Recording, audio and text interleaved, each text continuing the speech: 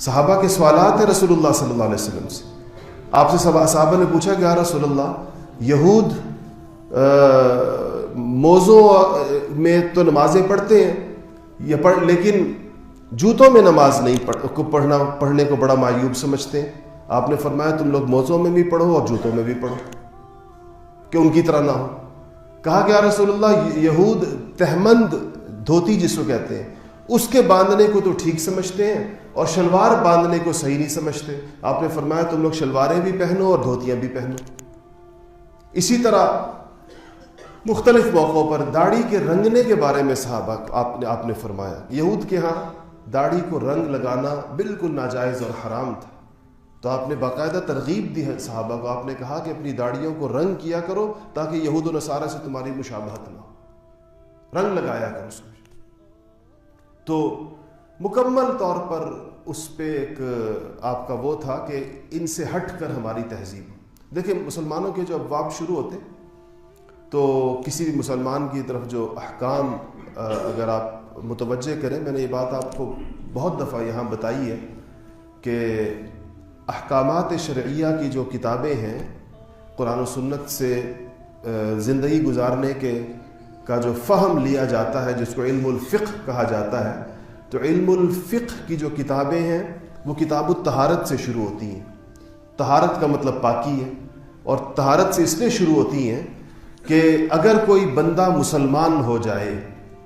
غیر مسلم یا کوئی بچہ بالغ ہو جائے تو دونوں کو جو پہلی ضرورت پیش آتی ہے وہ طہارت کی پیش آتی ہے.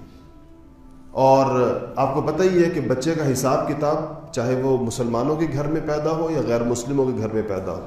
اس کی طرف جو شریعت کے احکامات متوجہ ہوتے ہیں اور اس کے نامہ اعمال میں جو لکھت پڑھت شروع ہوتی ہے وہ بالغ ہونے کے ساتھ ہی ہوتی ہے, بالغ ہونے سے پہلے نہیں ہوتی. بالغ ہونے سے پہلے نہ کسی بھی بچے کا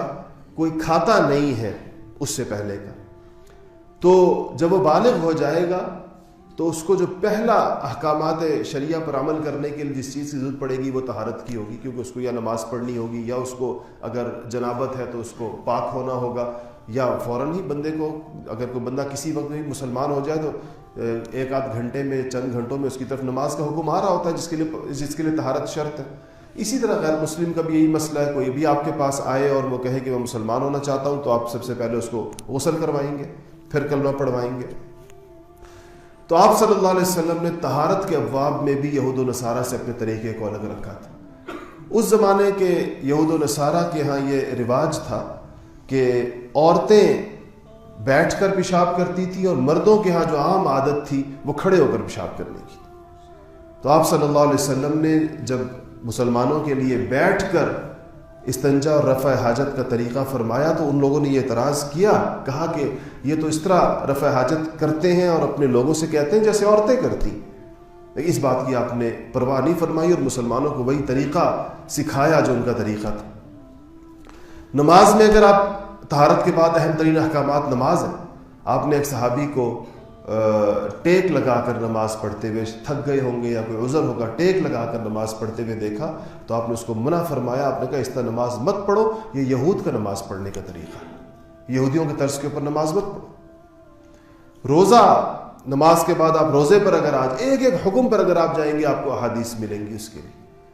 روزے کا جب مسئلہ ہے آپ کو پتہ ہے کہ قرآن میں موجود ہے کہ تم سے پچھلی امتوں پر بھی روزہ فرض کیا گیا. یا ایھا الذین آمنوا کتب علیکم الصیام کما کتب علی الذین من قبلکم, کہ تمہارے اوپر روزے کو اس طرح فرض کیا گیا جس طرح تم سے پچھلے لوگوں پر روزے کو فرض کیا گیا. تو آپ تو روزہ اس کا مطلب ہے یہود کا بھی تھا اور نصارہ کا بھی تھا, مسلمانوں کا بھی تھا. آپ کے الفاظ ہیں فصل ما بین صیامنا و صیام اہل الکتاب اکلت السحور.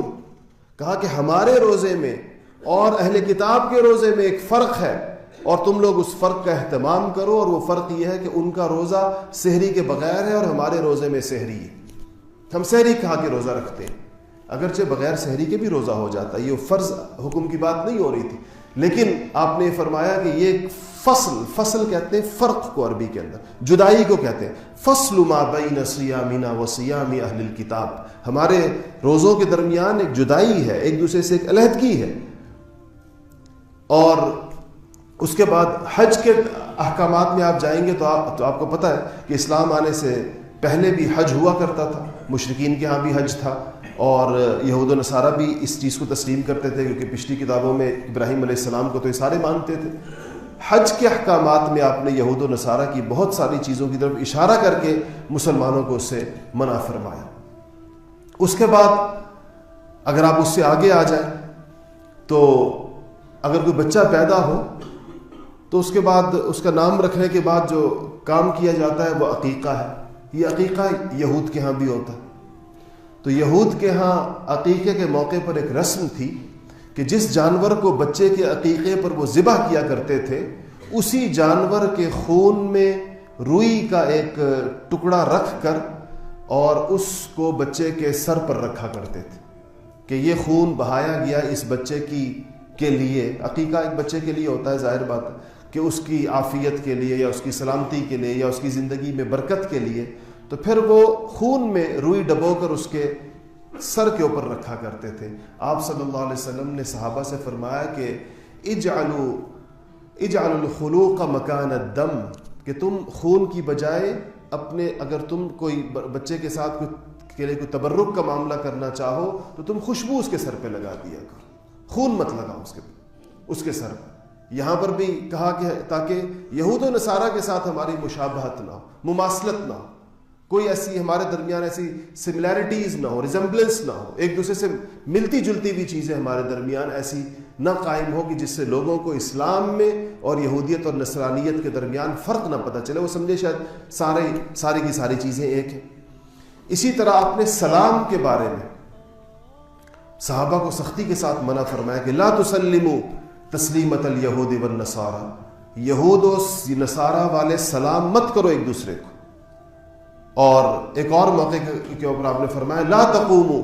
کما یقوم الاعاجم، کہ اس طریقے سے مت کھڑے ہوا کرو جس طرح یہ عجمی غیر مسلم کھڑے ہوتے ہیں۔ اس زمانے میں فارس کے لوگ غیر مسلم تھے سارے کے سارے جو عجمی تھے، کہا ان عجمیوں کی طرح سلام کے لیے کھڑے مت ہوا کرو۔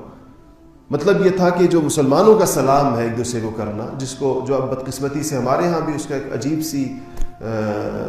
ایک رواج آیا ہے کہ السلام علیکم کے اچھے الفاظ چھوڑ کر ہم نے ایک دوسرے کو ہیلو ہائی شروع کر دیا ہے، کہ وضاحت سے آپ صلی اللہ علیہ وسلم نے منع فرمایا یہود و نصارہ کے سلام سے۔ ان ساری چیزوں اور کچھ چیزیں جو میں آپ کو بتاتا ہوں اس کے بارے میں، یا دو تین چیزیں اور بھی سن لیں، جیسا کہ اوقات نماز میں ہمیں سورج کے طلوع ہوتے ہوئے اور سورج کے غروب ہوتے ہوئے سجدہ کرنے سے، عبادت کرنے سے، نماز پڑھنے سے کیوں روک دیا گیا؟ کہ جب سورج نکل رہا ہو یا جب سورج غروب ہو رہا ہو تو آپ لوگ کہتے ہیں کہ مکروہ اوقات ہے، اس میں سجدہ نہیں کرنا، اس میں نفل نہیں پڑھنے، اس میں نماز نہیں پڑھنی، کیونکہ جو مجوس تھے، جو سورج کی عبادت کرنے والے تھے، یہ ان کی عبادت کے اوقات تھے۔ تو کہا گیا کہ ان کی اس وقت میں وہ بھی سجدہ ریز ہوتے ہیں اور سورج کو سجدہ ریز ہوتے ہیں یا آگ کو سجدہ ریز ہوتے ہیں، تو مسلمانوں کو منع کیا گیا کہ تم ان اوقات میں اللہ کے آگے بھی سجدہ ریز مت ہو، تاکہ دیکھنے والے کو ایسا نہ لگے کہ کوئی ایک ہی عبادت ہو رہی ہے، شاید دونوں کسی ایک ہی چیز کے آگے سجدہ ریز ہیں۔ ہمیں اللہ جل شانہ نے اپنی عظمت کے آگے جو دن کے 24 گھنٹے اس کو سجدہ کرنے کی بظاہر اجازت ہونی چاہیے تھی اس کی، لیکن مشابہت سے منع کرنے کے لیے ہمارے لیے ان اوقات کو مکروہ قرار دے دیا گیا۔ جب اذان کا وقت آیا تھا، صحابہ سے پہلے اس طرح ہوا کرتا تھا کہ نماز کا کوئی وقت متعین نہیں تھا اور صحابہ حضور کا انتظار کیا کرتے تھے۔ جب حضور صلی اللہ علیہ وسلم تشریف لے آتے تھے تو صحابہ نماز کے لیے آپ کھڑے ہو جایا کرتے تھے، اور اس ظاہر بات ہے کہ نہ گھڑیاں تھی اس زمانے میں، تو اذان بھی نہیں تھی، ابھی اذان شروع نہیں ہوئی تھی۔ تو ایک نماز کا وقت تو آپ کو پتہ ہے کہ کتنا اس میں کتنی جگہ ہوتی ہے، کئی گھنٹے ہوتے ہیں ایک نماز کے وقت میں، تو صحابہ کو بہت لمبا انتظار کرنا پڑتا تھا۔ آج کل تو گھڑیاں آ گئی ہیں اور گھڑیوں میں جیسے ہی سیکنڈ کی سوئی 0 پر پہنچتی ہے تو لوگ اتنی بےتابی سے کھڑے ہوتے ہیں کہ جیسے اگر 1 سیکنڈ تاخیر ہو گئی تو خدا جانے کیا ہو جائے گا، اور پھر نماز کھڑی کرنے میں اتنا شوق ہوتا ہے اور اس کے بعد مسجد کے دروازے پر 20 منٹ گپے لگاتے رہتے ہیں، اس میں کوئی فرق نہیں پڑتا۔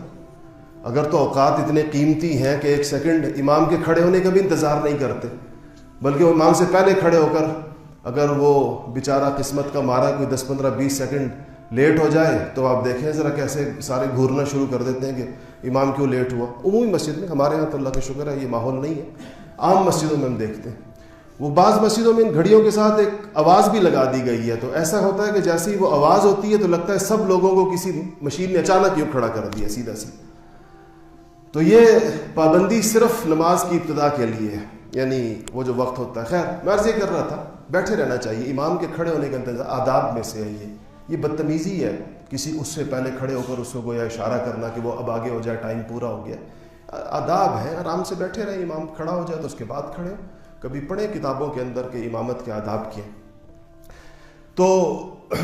اس پہ صحابہ بیٹھے رہتے تھے حضور صلی اللہ علیہ وسلم کے انتظار میں، تو تشریف لاتے تھے تو نماز ہوتی تھی۔ تو آپ نے فرمایا چونکہ صحابہ کے گھر دور دور تھے اور ان کو بہت زیادہ انتظار کرنا پڑتا تھا، تو کوئی چیز ہونی چاہیے جس کے اوپر لوگ جمع ہوا کریں، کوئی آواز ہونی چاہیے۔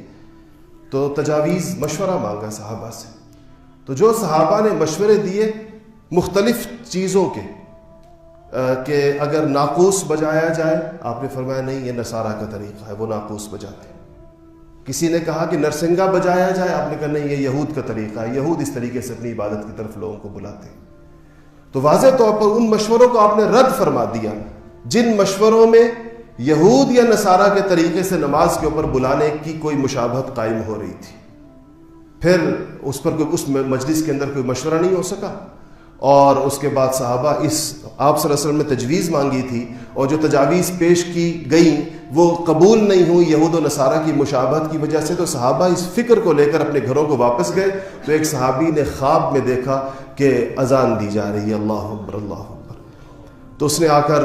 کہا، حضور کو کہا کہ یا رسول اللہ میں نے خواب میں یوں دیکھا ہے کہ اس طریقے کے ساتھ یہ تو آپ نے فرمایا کہ پڑھو ان کلمات کو۔ کیسے تھے وہ سارے کے سارے؟ ان کو پورا خواب یاد تھا۔ تو کہتے ہیں کہ میں نے تو جب وہ یہ کہنے لگے، سنانے لگے، تو ان کی آواز، تو سیدنا اتنے میں حضرت عمر فاروق رضی اللہ تعالیٰ عنہ بھی مسجد میں پہنچے اور انہوں نے دیکھا تو وہ حضور کو یہ بات بتا رہے، تو عمر فاروق نے کہا یا رسول اللہ خدا کی قسم یہی خواب میں نے بھی دیکھا۔ تو آپ نے فرمایا اللہ نے قلوب کو خیر میں، مشورے کے نتیجے میں صحابہ نے اس کو دیے۔ لیکن عرض میں کر رہا تھا کہ الگ رکھا معاملے کو اس سے۔